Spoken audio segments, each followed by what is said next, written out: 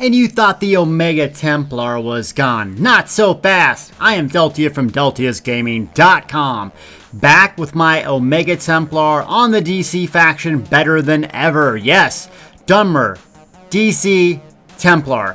Loving the new changes to the Templar, especially the old Jesus beam. And in this video, I want to show you what I came up with as far as veteran leveling a magic-based DPS Templar and how to do a lot of damage even though I'm only veteran rank 1. So I'm planning on using this build throughout. We're going to talk about skills and gear. No, not any crazy sets, stuff that you guys can craft. Stay tuned. Here we go. Omega Part 3.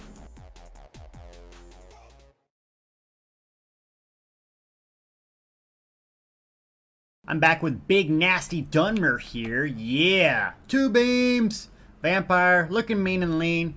Gonna talk about the skills that I've been using for this build. Now, I don't know if this is the best Templar DPS, but I think it's pretty damn good. And here's what I've been using to pull off these big old honking numbers.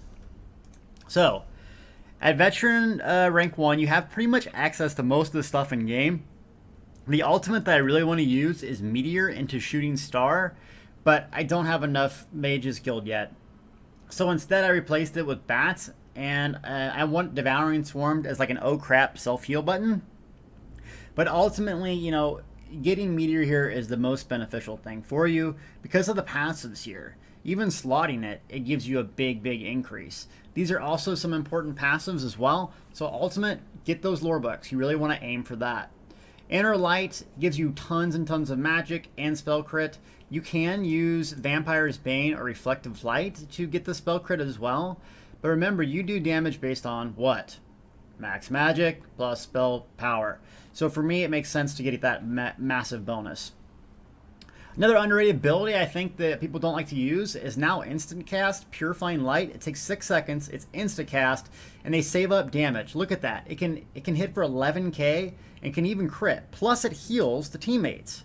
It's an amazing ability, it has massive range, it's really low cost. So I start out my rotation by putting this on a target and keeping this buff up at all times. Then I use Structured Entropy. Yes, this good old combo. I know these builds look similar and sound the same, and they are, because you need the 2 buffs that you have. And this is the one that is most beneficial for us.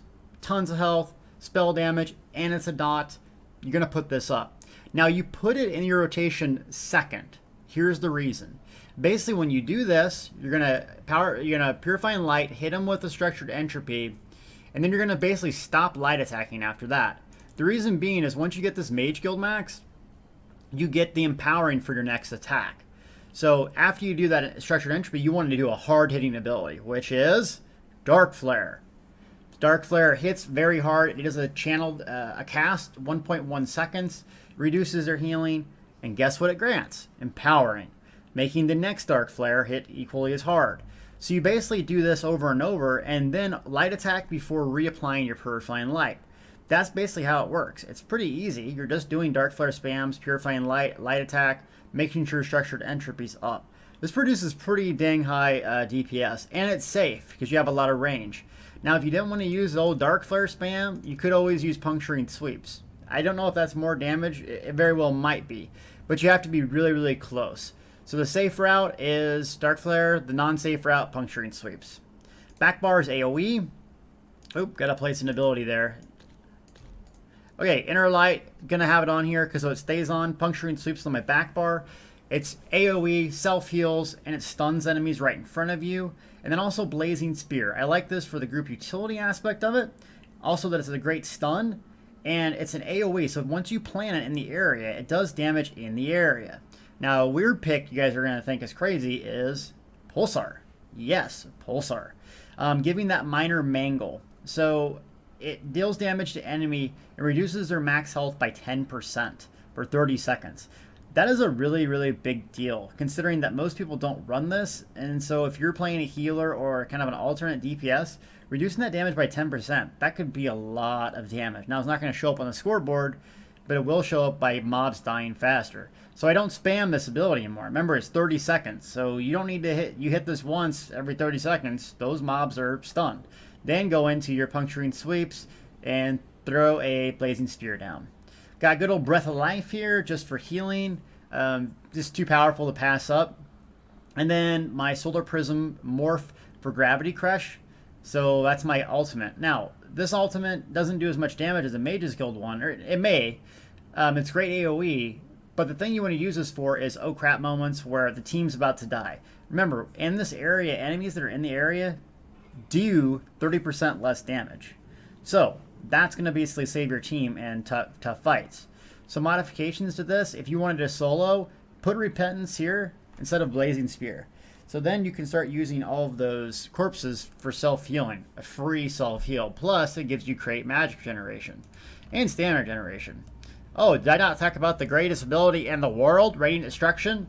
Single target, DPS, channel, just does an insane amount of damage. I don't have it morphed yet, but that's what you want to do. Before you channel this, even if your Structured Entropy is already up, cast it again.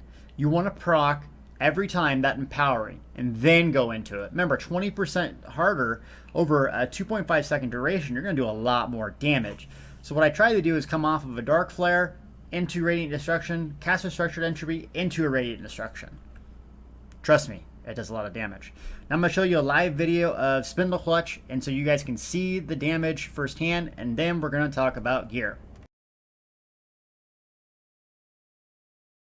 We're going to do this video here in half speed so you guys can grasp the DPS rotation that I'm using for this.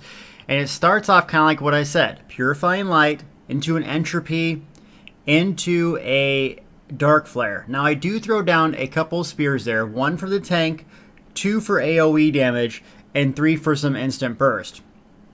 Then I go back to my back bar, and kind of like my Laceration build, I'm just light attacking in between fights. This isn't a huge weaving part of this, so if you're not a person that knows how to animation cancel, you can still pull a lot of damage doing this.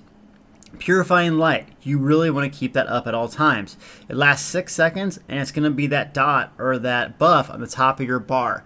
Entropy is the blue one on the top of your bar as well. So you want to keep an eye on those buffs, top and bottom. There's 3 up right now. That's the golden number. You want 3. You want Entropy, you want that Dark Flare up, and you want that Purifying Light. If those aren't up, you need to cast them. So get used to seeing the symbols below or up top and making sure that those are applied.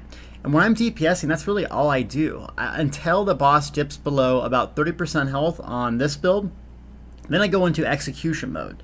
But realistically, that's all hardcore DPS is doing. It's just monitoring the buffs and debuffs. Alright, so I'm getting this guy whittled down a little bit, doing my Dark Flare spams. You notice I do 1 light attack right there. That's to keep ultimate generating. After I do that, then I go into my execution mode. Once execution mode's done, I usually pop an Entropy or a Dark Flare to proc that Empowering so the next channel does even more damage. If not, just straight channel through. I don't have enough ultimate to get an ultimate here, so I'm just going to not even light attack. And that's the simple DPS setup. Very, very easy, especially for those that don't know animation canceling. 9,000 damage per second on a VR1.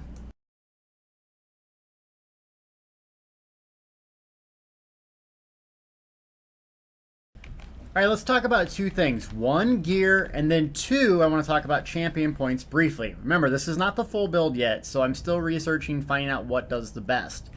But real quick, I found a really good setup for those that like to use crafted gear.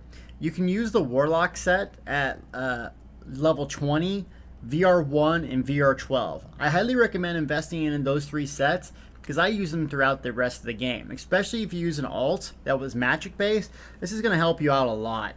How do you get them? You just kill mobs at or around that level or use a kill trader. So what I like to do is do a 5-piece Warlock. That's going to give me tons and tons of regeneration. All the regeneration I'm going to need for basically all my sustain. Then I go with the Warlock 2 pieces on my head and shoulders. Now once I hit endgame, I'm probably going to replace this with something else. But that Magic Flood once a minute combined with potions, I'm not a Dragon Knight, so I don't have Battle Roar, so I need some type of sustain, and this is what gets me through. Okay, now moving on. I do a 4-piece Magnus and then a 2-piece Torg's Pack. Magnus is basically like the Seducer's 8 chance to negate a cost of a spell, but it also includes spell damage. So spell damage is good. and max magic. So less on the recovery side, more on the damage side. Perfect for our build. We don't really need the 5-piece. There's a trick though. If you want to get the 5-piece, you just craft a staff with it as well. So I have Torg's Pack on my weapons because I want Torg's Pack spell damage for that 2-piece. So I'm basically, you have 8 slots you can use, right? You have your 7 here with 1 weapon. So if you combine the 2 from the Warlock, 2 from Torg's Pack on my boot, my weapon, and then the 4 from the Magnus. These are pretty easy to get, pretty easy set pieces. You're seeing a common trend with most of these builds. They use the same type of gear.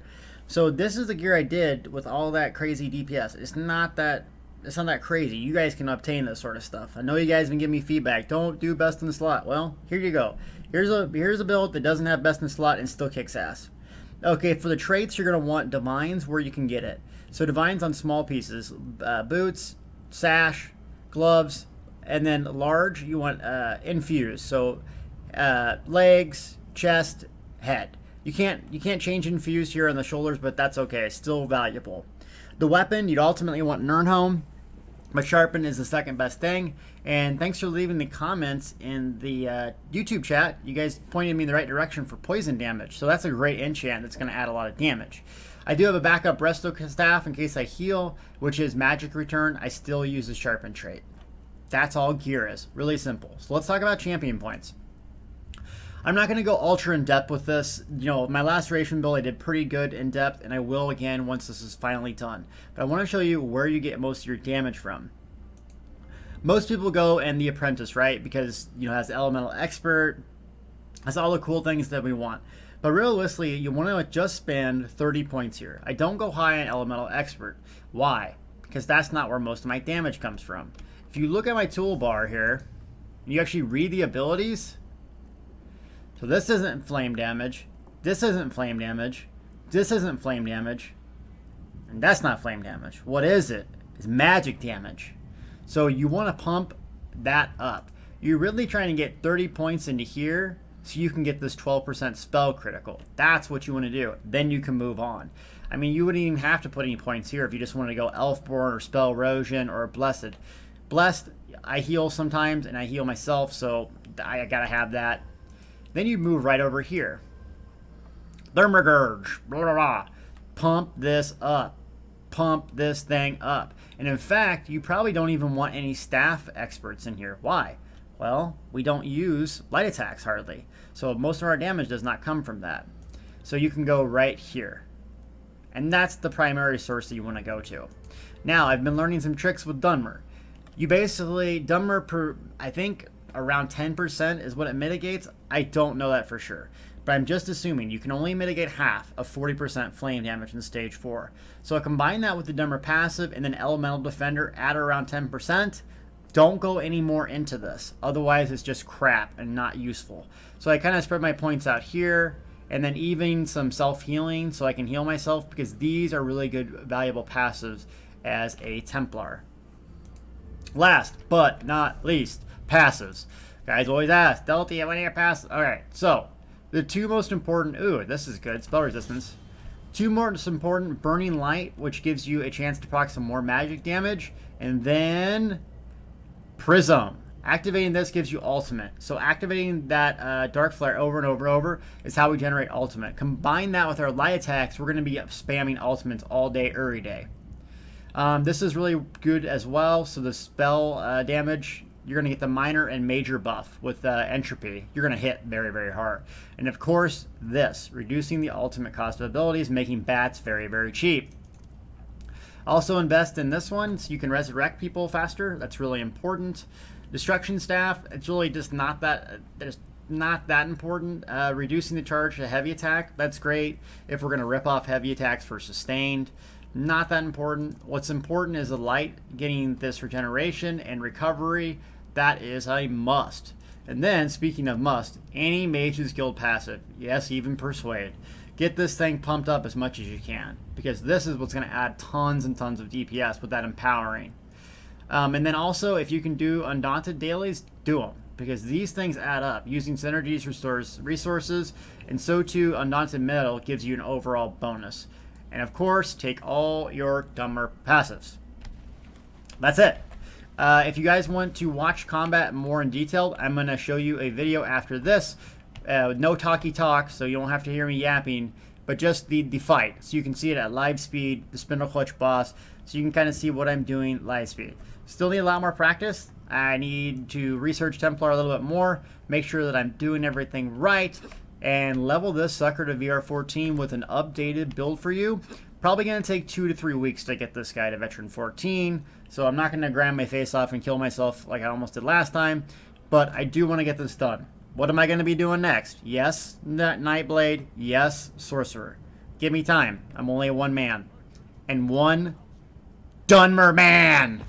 Dunmer man to the rescue! Okay, anyways, hope you guys liked that video. Subscribe, and let me know what you think. If we can improve on this build at any point, let me know in the comments. I'm learning tons from you guys. Tons. So let's share our information and rock out.